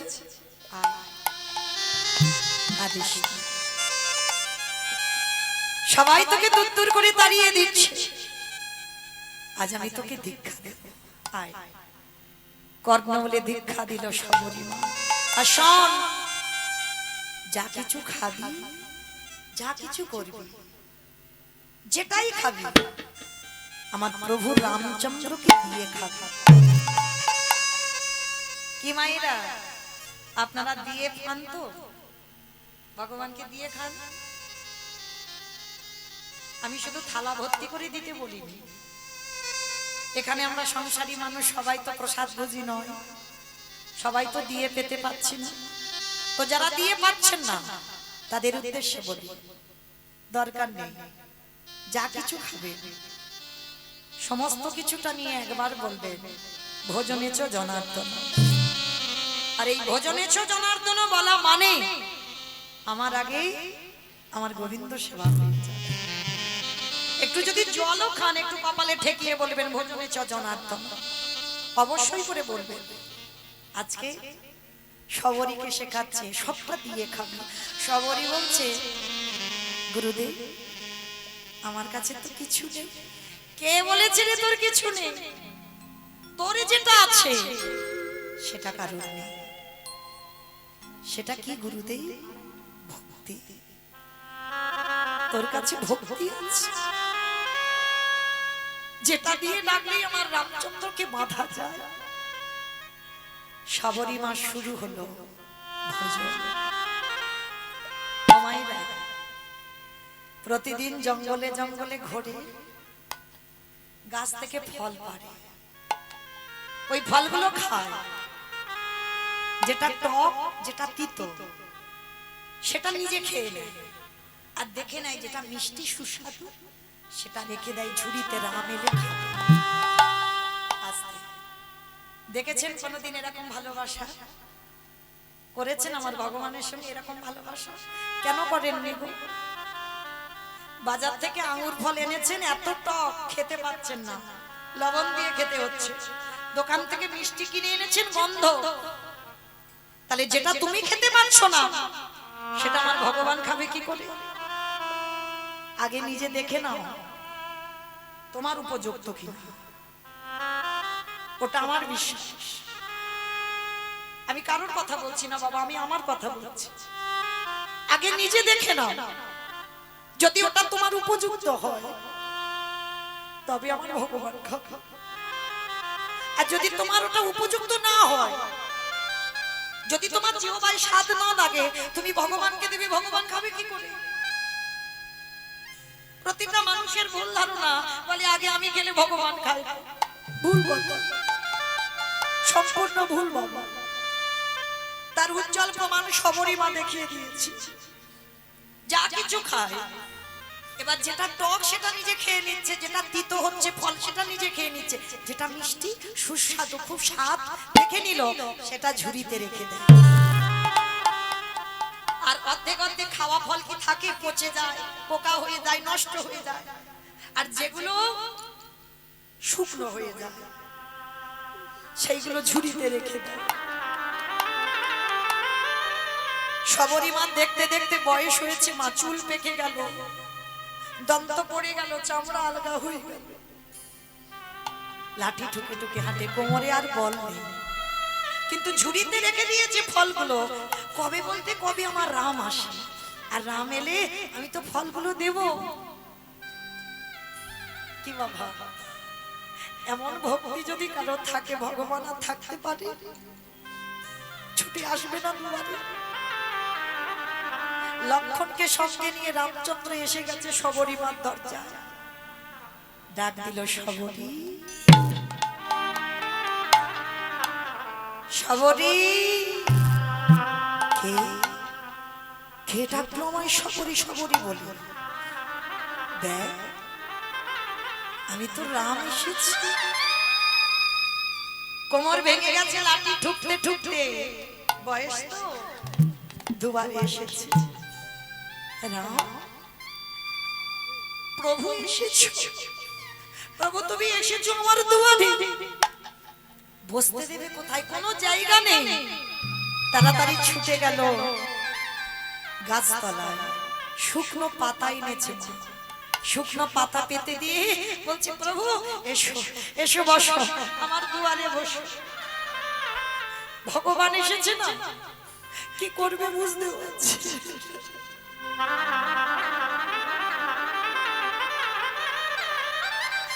যদি কারোর ঘরে ভগবান আসে বুঝতে পারে না বাবা কি করবে, কোন কাজটা করবে। বসো প্রভু বসো। ঘরে একটা পাত্র নেই যে পাত্রে করে জল এনে রামচন্দ্রের চরণ দুটো ধোয়া। শবরী মায়া ওই পাতার উপরে রামচন্দ্রকে বসাই,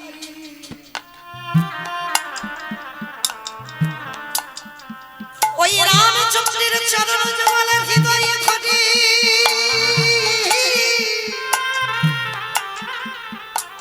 এই বাহ্যিক জগতের কোন জলে না, শবরী মায়া আমার চোখের জলে চরণ যুগল ধোয়াইছে। ওহি দয়া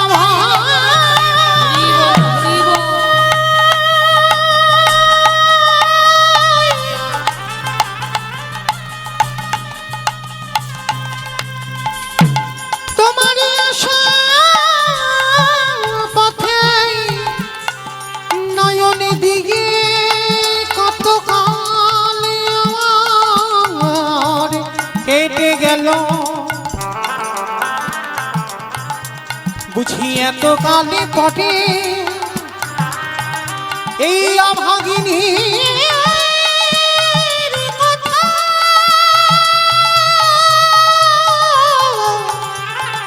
তোমার মনে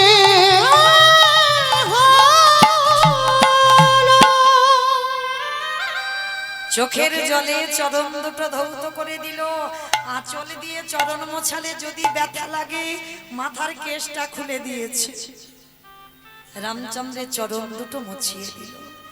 ভগবান বলছে, মা শবরী, কিছু খেতে দিবি মা, বড্ড খিদে পেয়েছে, খেতে দিবি? প্রভু, তুমি এই কাঙালি, এই ছোট জাতের হাতে খাবে? চুপ! কে বলে ছোট জাত? আমি ওই ছোট জাতেরই হাতে খাবো বলে ছুটে এসেছি। দে না। ছুটে গেল ঘরে, আর ঘরে গিয়ে বাবা দেখছে সেই ঝুড়িতে যে ফলগুলো শুকনো হয়ে গেছে, খাওয়া ফল অর্ধেক করে সবরই খেয়ে রেখেছে, ওই ঝুড়িটা এনেছে। ঝুড়িটা এনে ওই একটা খাওয়া ফলে নিয়ে হাত আর রামের বদনে উঠছে না, কোমর ভেঙে গেছে।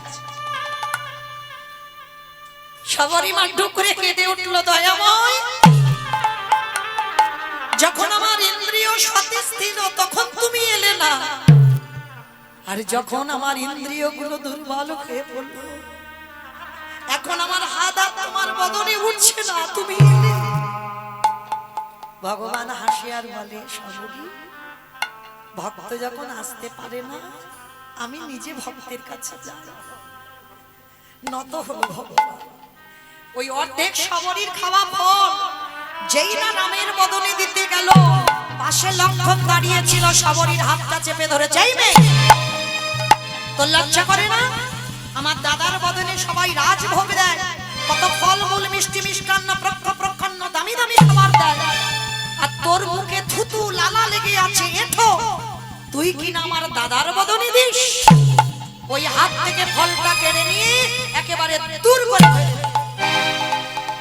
যখনই দূর করে ফেলে দিল, সবরী মা নয়ন জলে বুক ভাসিয়ে কাঁদে, হে রাম দয়াময়,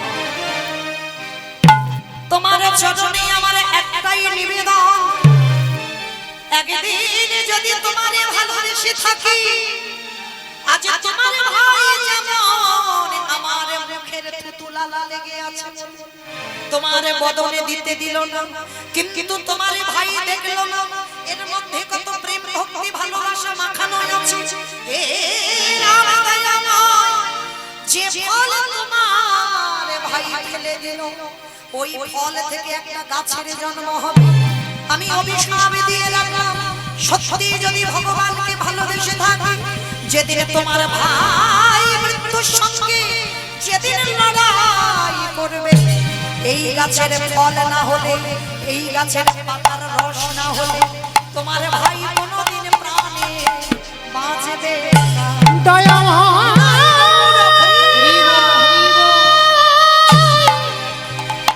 ওগো এই অভিশাপ করে অভিশাপ দিল সবরী মা। ফলটা লক্ষণ যেখানে ফেললো, বললো গন্ধমাদন পর্বত, আর ওই গন্ধমাদন পর্বতে গিয়ে সবরী নেঠো ফল থেকে জন্ম নিল বিশল্য করলি পাতা। যেদিন রাম রাবণের যুদ্ধে ছোট ঠাকুর লক্ষণ শক্তিশালী পড়ে গেল, রামায়ণে বিধান, সুসেন বৈদ্য বলেছিল, রাম সূর্য ওঠার আগে বিশল্য করলি পাতা আনতে হবে, যদি বিশল্য করলি পাতা মৃত সঞ্জীবনী সতী নারী স্তন দুগ্ধ এনে দিতে পারো, তারপরে তোমার ভাই প্রাণে বাঁচবে। একজনই গিয়েছিল, তিনি ছিল ভক্তপ্রবর বীর হনুমান, যে হৃদয় চিরে দেখিয়েছিল রাম সীতার যুগল মূর্তি। কি বাবা, জগতে একজন ভক্ত দেখিয়েছে, দেখাতে পারবেন হৃদয়ে রাম সীতা বসে আছে? শুধুমাত্র ভক্তপ্রবর বীর হনুমান দেখিয়েছিল। কবে গো? যেদিন আমার সীতা মাকে বলেছিল, ও মা, মা গো, এই মেয়েরা মাথাতে লাল লাল এগুলো কি পড়ে আছে? সীতা মা বললো, বাবা সিঁদুর। আমার সিঁদুর কেন পড়ে গো মেয়েরা? স্বামীর অমঙ্গলের জন্য। স্বামীর অমঙ্গলের জন্য? তাহলে মঙ্গলের জন্য। বাহ, কিন্তু মা মঙ্গল টঙ্গল আর হচ্ছে? খুব হচ্ছে। এখন বাজারে একটা লিকুইড উঠেছে না, কুমকুম, ওটা জীবনে সিঁদুর নয়, একটুখানি করে দেবে বাবা, বোঝা যাবে না। তবে মা আপনাদের এই উত্তরবঙ্গে, আপনাদের কোচবিহার এলাকায় নয়, আমার গঙ্গাসাগর এলাকার কথা বলছি, একটুখানি করে সিঁদুর, মানে বোঝাই যাবে না। হ্যাঁ, আরো বাবা যারা স্কুলের দিদিমণি হয়েছে তারা বেশি ভাব, শাখা পলা তো বালাই উঠে গেছে, হাতে একটা বালা রেখে দেবে আর একটুখানি করে সিঁদুর সাইড দিয়ে ঢাকা দিয়ে দেবে, তারাই সমাজকে শিক্ষা দেবে। কিন্তু ভাবতে হবে বাবা, যারা শিক্ষার জায়গায় দাঁড়ায় তাদের নিজেদের যদি শিক্ষাটা না থাকে তাহলে অন্য সন্তানদের শিক্ষাটা দেবে কি করে? প্রত্যেকটা নারী, এটা আমার কথা নয়, সীতামা বলছে প্রতিটা নারী শীতের সিঁদুর তার স্বামীর মঙ্গলের জন্য, হাতের শাখাটা তার স্বামীর মঙ্গলের জন্য, হাতের পলা তার স্বামীর মঙ্গলের জন্য, হাতে একটা লোহা রাখতে হয় প্রত্যেকটা নারী, এটা তার স্বামীর মঙ্গলের জন্য। এ কথা আমাদের জন্য নয়, যদি আমাদের জন্য হতো মা তাহলে বিয়ের আগে ব্যবহার করতে পারতাম, এই কথা সম্ভব স্বামীর মঙ্গলার্থে। তা সীতামা বলল, বলে বাবা সিঁদুর নারীরা স্বামীর মঙ্গলের জন্য পড়ে। হনুমান বলছে, ও মা তা তুমি কেন পড়েছো?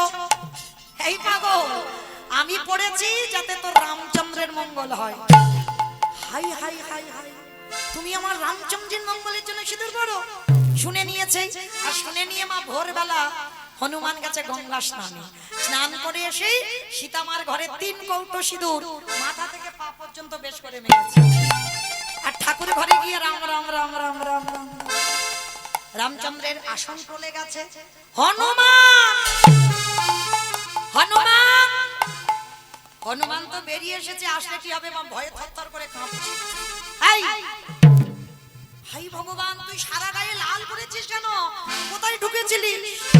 বলে প্রভু আমি কোথাও যাইনি, আমি মাকে বললাম মা ওই মেয়েরা মাথাতে লাল মতোটা কি দেয়? বলল সিঁদুর। আমি বললাম মা তুমি কেন দিয়েছো? তারা কেন সিঁদুর পরে? বলল স্বামীর মঙ্গলের জন্য। আমি বললাম মা তুমি কেন পড়েছো? বলল তোর প্রভু রামচন্দ্রের মঙ্গলের জন্য।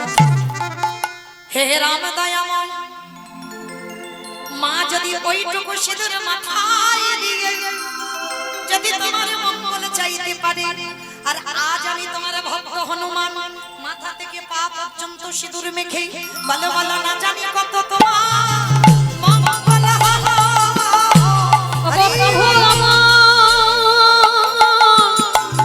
রাম দয়াময়, না জানি তোমার কত মঙ্গল হলো।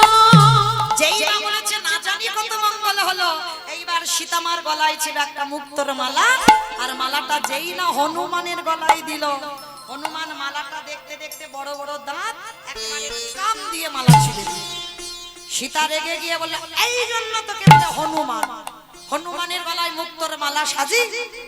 হনুমানে কেঁদে বলল মা জগতে সবাই আমায় হনুমান বলে বলো, কিন্তু মা তুমি কোনদিন হনুমান বলো না। কেন জানো মা? আমার প্রতিটা লোমকূপে লেখা আছে রাম সীতা নাম।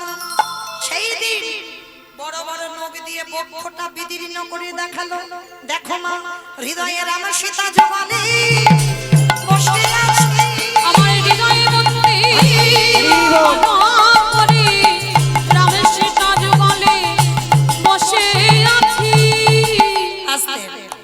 আজকে সেই সবরী মা যেখানে ফলটা ফেললো, বিশাল করলি পাতার জন্ম হলো, ভক্ত প্রবার বীর হনুমান আনতে গেল, আর এনে আর সেই বিশাল করলি পাতার রস ভালো করে নিগড়ে নিয়ে লক্ষ্মণের বদনে দিল। লক্ষ্মণ প্রাণ ফিরে পেয়ে রামচন্দ্রকে প্রশ্ন করেছিল, দাদা তুমি যদি মনে করতে তাহলে আমার প্রাণটা কি বাঁচাতে পারতে না? কি দরকার ছিল হনুমান গিয়ে গন্ধমাদন পর্বতে বিশাল করলি পাতা আনা? রামচন্দ্র হেসে বললেন ছিল ভাই ছিল।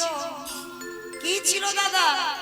এই জগৎকে আমি দেখিয়ে দিলাম, আমি মনে করলে আমার ভাইকে আমি প্রাণ দিতে পারতাম, বাঁচাতে পারতাম, কিন্তু কেন বাঁচালাম না জানো? এই জগৎকে আমি দেখালাম আমি ভক্ত বড় ভালোবাসি, আমি ভক্তের জন্যে সব করতে পারি, ভক্ত বড় ভালোবাসি।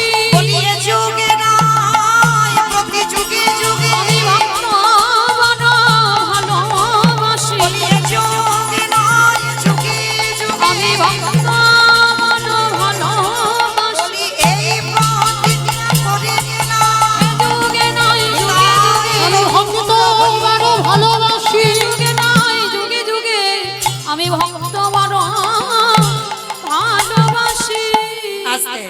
তাহলে চলেন আজকের সেই শবরী মা রামচন্দ্রকে বলল, শোন শবরী, এ জন্মে যখন আমার ভাই ফল খেতে দিল না, খাবো কবে?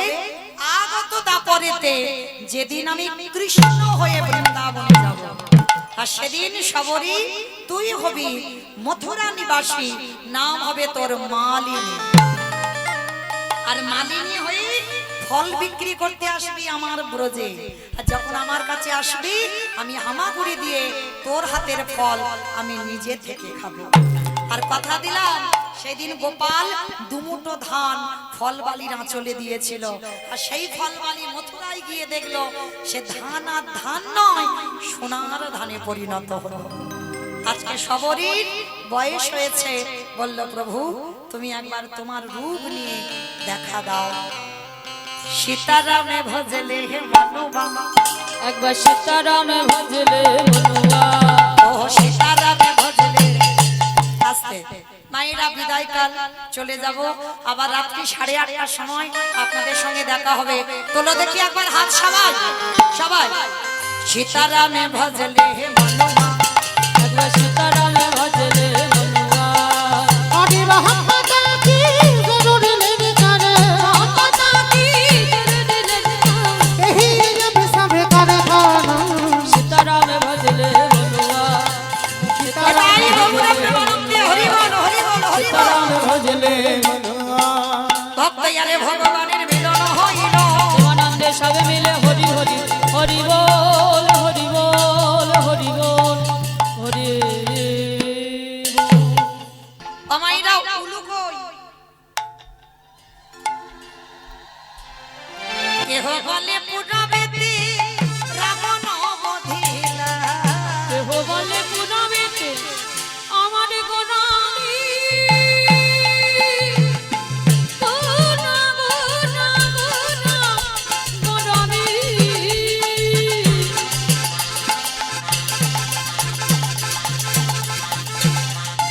গোনা গোনা গোনা নিতাই গৌর হরি বল হরি বল। গোনা গোনারি, ওই নদী নাদ চাঁদ গোনা আমার আমি গোনা।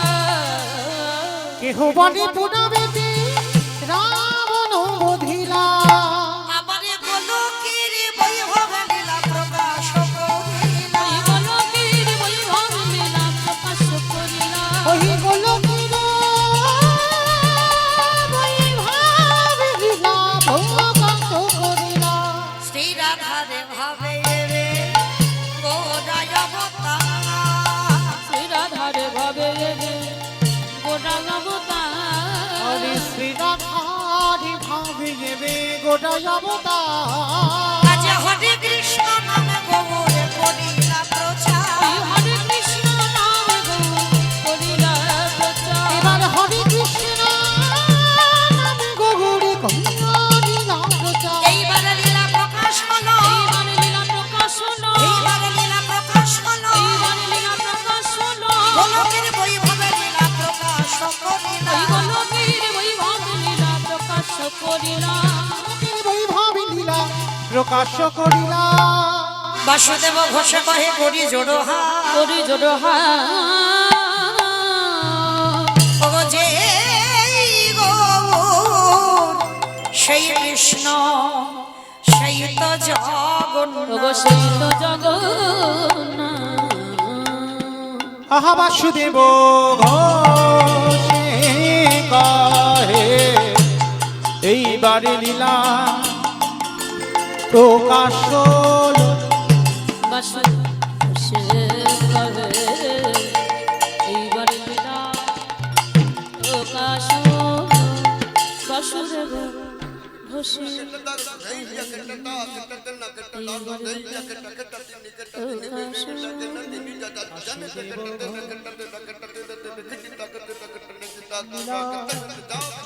দেব ঘোষে কহে এইবার লীলা নিতাই গৌর প্রেমানন্দে হরি বল হরি বল হরি বল। প্রকাশ হলো, বাসুদেব ঘোষে কহে এইবার লীলা প্রকাশ লরে ও বাসুদেব ঘোষে পাবে। সুরধুনির কিনারায় সোনার নুপুর দিয়া পায়ে নাচে নাগরি গো সুন্দর গৌরাঙ্গনা সোনার নুপুরে দিয়া পায় সুরধনির কিনারায় নাচে নাগরি গো সুন্দর গৌরাঙ্গরা। ওই সুরধুনির কিনারায় সোনার নুপুর দিয়া পায় নাচে নাগরি গো সুন্দর গৌরাঙ্গনা। ওই সুরধনির কিনারায় সোনার নুপুর দিয়া পায় নাচে নাগরি গো সুন্দর গৌরাঙ্গরা। নাচে সুন্দর নাচে সুন্দর নাচে সুন্দর গৌরাঙ্গনা নাগরি গো সুন্দর গৌরাঙ্গনা। ওই সুরধনির কিনারায় সোনার নুপুর দিয়া পায় নাচে নাগরি গো সুন্দর গৌরাঙ্গরা। আহা সুন্দর কপালে